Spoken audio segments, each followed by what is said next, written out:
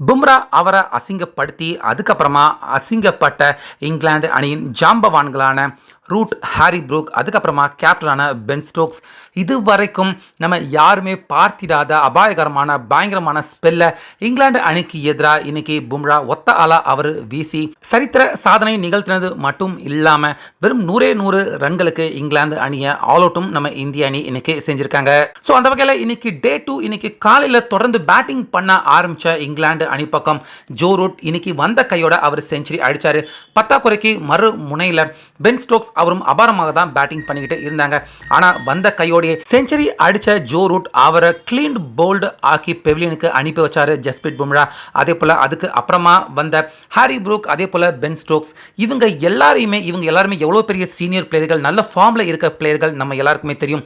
இவங்க எல்லாருக்குமே பும்ரா பார்த்தீங்கன்னா அன்பிளேயபிள் பால் ஸ்டம்பை அடிச்சு ஸ்டம்பை பறக்க விடுற மாதிரியான ஒரு செம்மையான ஃபயர் போலிங்கை பார்த்தீங்கன்னா பும்ரா அவர் நம்ம பார்த்திடாத செம்மையான போலிங் இன் ஸ்விங்கை போட்டு ஸ்டம்புகளை பறக்க விட்டுருந்தாரு பும்ரா. ஸோ அதன் காரணமாக நேற்று முழுக்க பும்ரா அவர் பந்து வீசி ஒரு விக்கெட் கூட வீழ்த்த முடியல. அப்போ இங்கிலாந்து பேட்ஸ்மேன்கள் பும்ரா அவருடைய போலிங்கை பார்த்து நக்கல் அடிச்சது மட்டும் இல்லாமல் பும்ரா போலிங்கையும் பொழந்து வாங்கினாங்க. ஆனால் 80வது ஓவருக்கு அப்புறமா புது பந்து பும்ரா அவர் கைக்கு போனதுமே இன்னைக்கு புது பந்து கையில் எடுத்ததுக்கு அப்புறமா இங்கிலாந்து அணி மொத்தமாக டோட்டல் பண்ணி பார்த்தோம்னா 100 ரன் கூட எடுக்கல. நேற்று 4 விக்கெட். அதுக்கப்புறமா இன்னைக்கு லஞ்ச் பிரேக் போயிட்டு வந்த அடுத்த சில ஓவர்களையே எல்லா விக்கெட்டையுமே இங்கிலாந்து அணி போட்டுன்னு, அதாவது புதுப்பந்து எடுத்த அதுக்கப்புறமா 100 ரன் கூட ரீச் பண்ண முடியல இங்கிலாந்து அணி.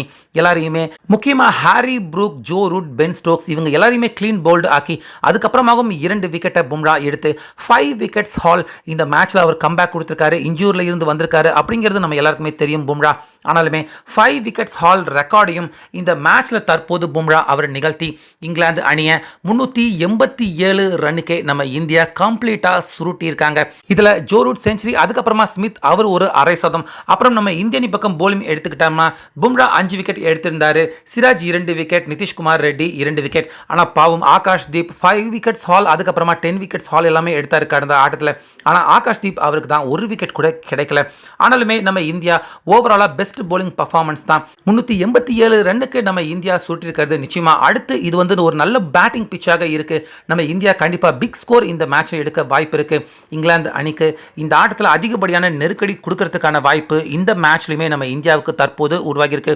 ஸோ அந்த வகையில் கம்பேக் கொடுத்த பும்ரா அவருடைய 5 விக்கெட்ஸ் ஹால் ரெக்கார்ட்.